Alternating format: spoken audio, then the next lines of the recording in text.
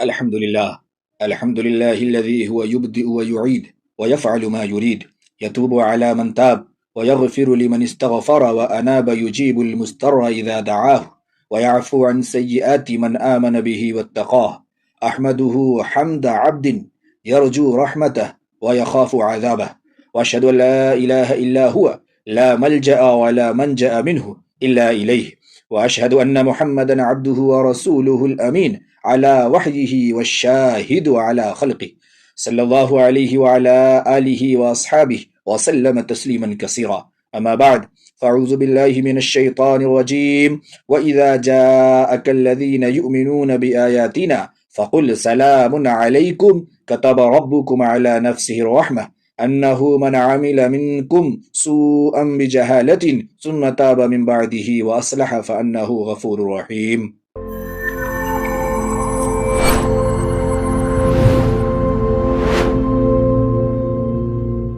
عزیزو اور دوستو، کون ایسا ہے جس سے کوئی خطا نہیں ہوتی؟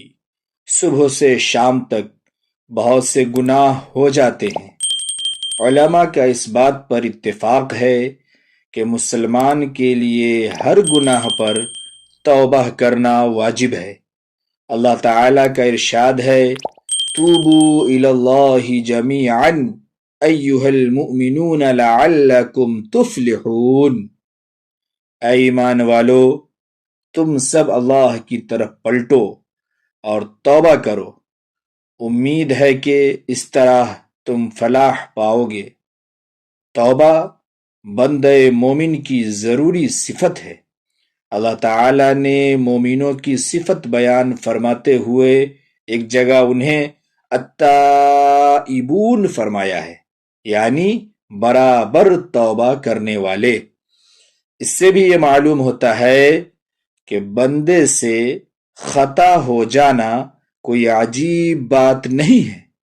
انسان سے بھول چوک ہوتی ہے، اس پر غفلت طاری ہو جاتی ہے، وہ نفس اور شیطان کے پھندوں میں پھنس کر صحیح راستے سے بھٹک بھی جاتا ہے۔ لیکن مومن کی پہچان یہ ہے کہ جیسے ہی اسے احساس ہوتا ہے کہ اس سے غلطی ہو گئی ہے تو پھر وہ اپنی غلطی پر جمتا نہیں ہے اور نہ اپنی غلطیوں کے لیے عذر اور تاویلیں تلاش کرتا ہے، بلکہ فوراً توبہ کرتا ہے۔ اللہ تعالیٰ نے قرآن میں جو متقیوں کی صفت بتائی ہے کہ متقی لوگ کون ہیں، اس میں اس کی یہ نہیں ہے کہ وہ متقی ہے جس سے کوئی گناہ ہی نہ ہو، جو کوئی گناہ ہی نہ کر جائے، بلکہ متقیوں کی صفت بیان کرتے ہوئے اللہ تعالیٰ نے فرمایا، والذین اذا فعلوا فاحشۃ او ظلموا انفسهم ذکروا اللہ فاستغفروا لذنوبهم ومن یغفر الذنوب الا اللہ۔ فرمایا اللہ نے وَلَمْ يُصِرُّوا عَلَى مَا فَعَلُوا، کہ بہت سارے گناہ ہو جاتے ہیں، بسا اوقات سرزد ہو جاتے ہیں، غفلت ہو جاتی ہے، لیکن متقی لوگ وہ ہیں، صحیح ایمان والے وہ ہیں، اچھے وہ ہیں جو اپنے گناہوں پر وَلَمْ يُصِرُّوا، مصر نہیں ہوتے ہیں، اس پہ اڑتے نہیں ہیں، بلکہ اللہ کے سامنے روتے ہیں، گر گراتے ہیں، توبہ کرتے ہیں اور معافی مانگ لیتے ہیں۔ توبہ کا مطلب ہے لوٹنا، واپس آنا یا پلٹنا۔ اس لفظ میں ہی توبہ کی حقیقت کی طرف اشارہ موجود ہے۔ توبہ کے لیے 3 شرطیں ہیں، بہت اچھی طرح سے سمجھیے۔ آج ہم لوگ جو یوں ہی بول دیتے ہیں اللہ توبہ اللہ توبہ، یا گال پہ ہاتھ مار دیا اللہ توبہ، یا کان پکڑ لیا اللہ توبہ، اس سے توبہ نہیں ہوتی۔ توبہ کے لیے 3 شرطیں ہیں۔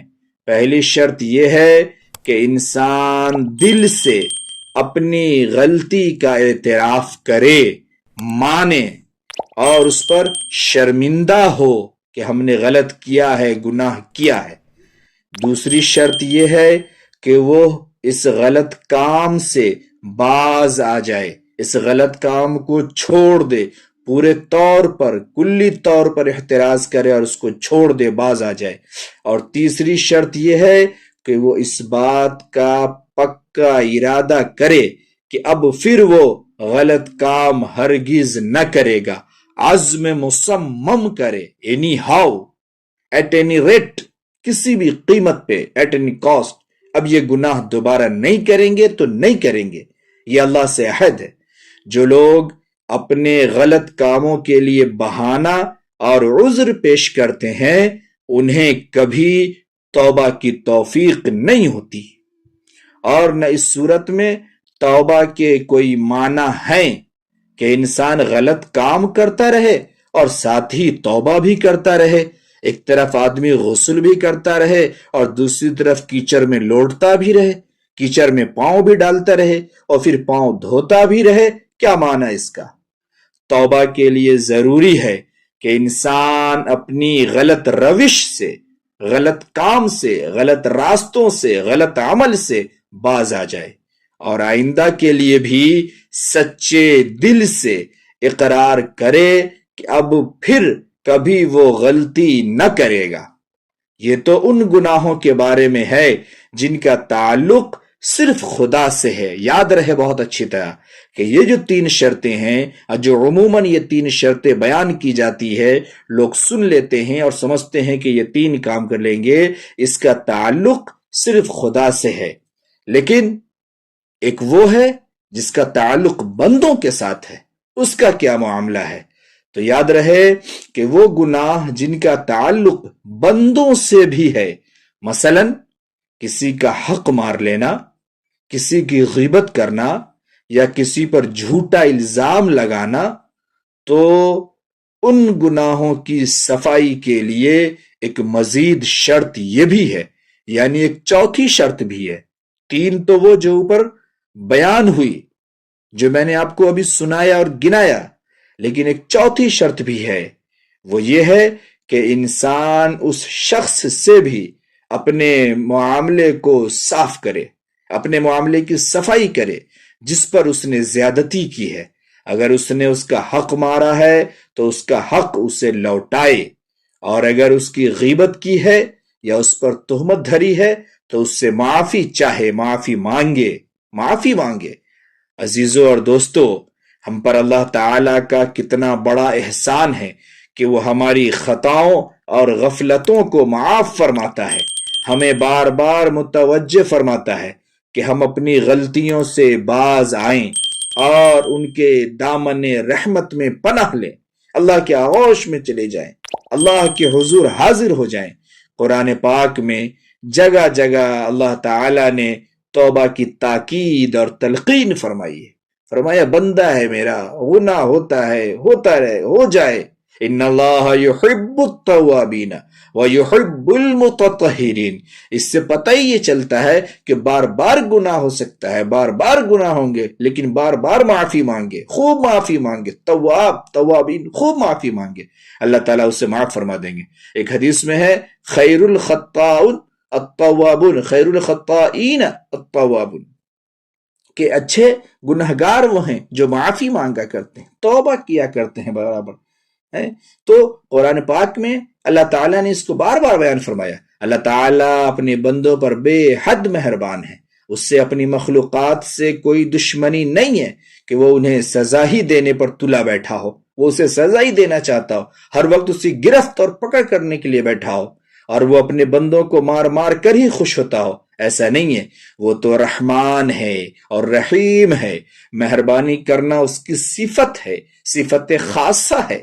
بندہ چاہے کتنے ہی قصور کر چکا ہو، لیکن جب بھی وہ اپنے قصوروں کا اعتراف کرے اور شرمندہ ہو کر اپنے رب کی طرف پلٹے تو اس کے دامن رحمت میں بڑی وسعت ہے، بڑی وسعت ہے۔ جو اپنی سرکشیوں میں حد سے گزر جائے اور کسی طرح فساد پھیلانے سے باز ہی نہ آئے، پھر کیا؟ اللہ کی رحمت تو بہت وسعت ہے، بہت وسعت ہے۔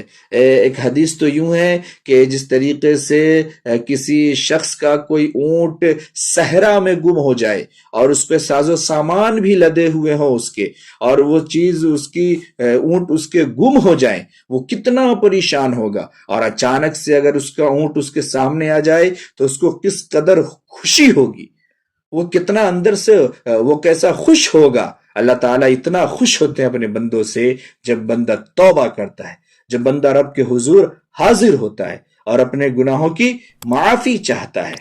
وہ اپنی پیدا کی ہوئی مخلوق سے بے حد محبت رکھتا ہے۔ اس کا عذاب تو انہی لوگوں کے لیے ہے جو اپنی سرکشیوں پر، گناہوں پر، برے عمل پر، بد کرداریوں پر حد سے گزر جائیں اور کسی طرح بھی فساد پھیلانے سے نہ رکے، باز نہ آئیں، ان کے لیے ہے عذاب۔ نبی کریم صلی اللہ علیہ وسلم نے اللہ تعالی کے اس فرمان کا ذکر کرتے ہوئے ایک بار بڑی عمدہ مثال سے بات سمجھائی۔